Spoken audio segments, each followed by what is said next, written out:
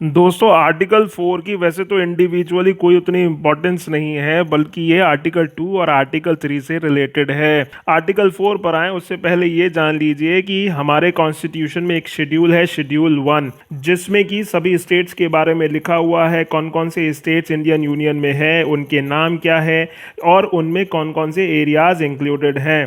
तो जब भी कभी हमारे यहाँ कोई नया स्टेट फॉर्म किया जाएगा तो इस शेड्यूल में चेंज होगा और उस स्टेट का नाम इस शेड्यूल में ऐड कर दिया जाएगा।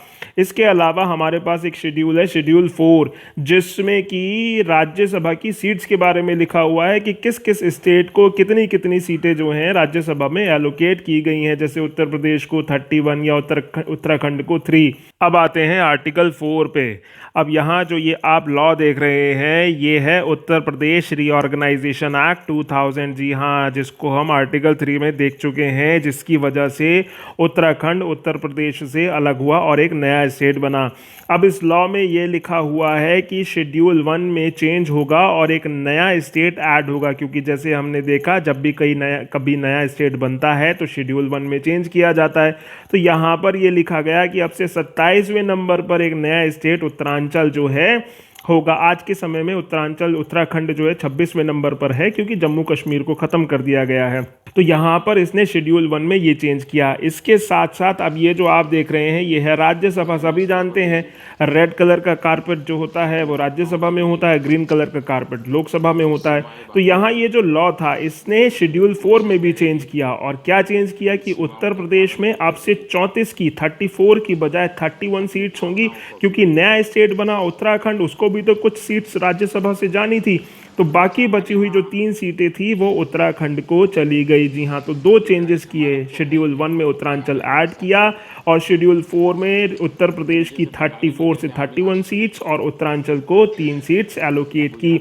और यही हमारा आर्टिकल 4 बोलता है। आर्टिकल 4 बोलता है कि ये जो नए स्टेट्स बने, जिस लॉ के वजह से ये बने, ये लॉ क्या करेंगे, शेड्यूल 1 में और शेड्यूल 4 में चेंज कर देंगे। इसके साथ साथ ये सेकेंड प्रोविजन में क्या बोलता है, बड़ी इंपॉर्टेंट बात बोलता है। यहाँ पर आप देख रहे हैं कॉन्स्टिट्यूशन की ओरिजिनल कॉपी है। तो जब भी कभी कॉन्स्टिट्यूशन में चेंज होता है तो उसको कॉन्स्टिट्यूशन अमेंडमेंट बोला जाता है, चाहे किसी शेड्यूल में चेंज हो, चाहे आर्टिकल्स में चेंज हो। तो यहाँ स्पेसिफिकली हमारे आर्टिकल 4 में ये लिखा हुआ है कि ये जो लॉ बना, हमने जो अभी तक हमने लॉ देखा, नए स्टेट का फॉर्मेशन हुआ, नए स्टेट्स की बाउंड्रीज में चेंज हुआ, उत्तराखंड बना, तो ये जो है कॉन्स्टिट्यूशन अमेंडमेंट नहीं समझा जाएगा। आर्टिकल 4 सेकंड पार्ट में ये बोलता है। अब इसको सोच के समझ के अगर आपके मन में ये सवाल आए, जो हमने आर्टिकल 2 में देखा कि सिक्किम जो है इंडिया का एक पार्ट बना, लेकिन वो हुआ एक कॉन्स्टिट्यूशन अमेंडमेंट के जरिए से। तो अगर आपके दिमाग में ये सवाल आए कि सिक्किम को ऐड किया गया और यहाँ तो ये बोल रहा है कि आर्टिकल 2 और आर्टिकल 3 के अंडर में जब भी कोई नया स्टेट बनाया जाएगा तो वो कॉन्स्टिट्यूशन अमेंडमेंट नहीं समझा जाएगा, तो फिर उसके लिए कॉन्स्टिट्यूशन अमेंडमेंट की जरूरत क्यों पड़ी। तो वहां पर हमने कॉन्स्टिट्यूशन में एक नया प्रोविजन आर्टिकल 2A जोड़ा था, उससे पहले या 371F जोड़ा था, और बाद में दूसरे कॉन्स्टिट्यूशन अमेंडमेंट से उसको रिपील किया था। तो यहाँ पर होता क्या है कि यहाँ पर ये जो लॉज बने हैं ये सिर्फ और सिर्फ शेड्यूल 1 और शेड्यूल 4 तक लिमिटेड है। उससे अलग अगर वो कॉन्स्टिट्यूशन में कुछ चेंज कर रहे हैं तो वो सिर्फ कॉन्स्टिट्यूशन अमेंडमेंट से ही हो सकता है।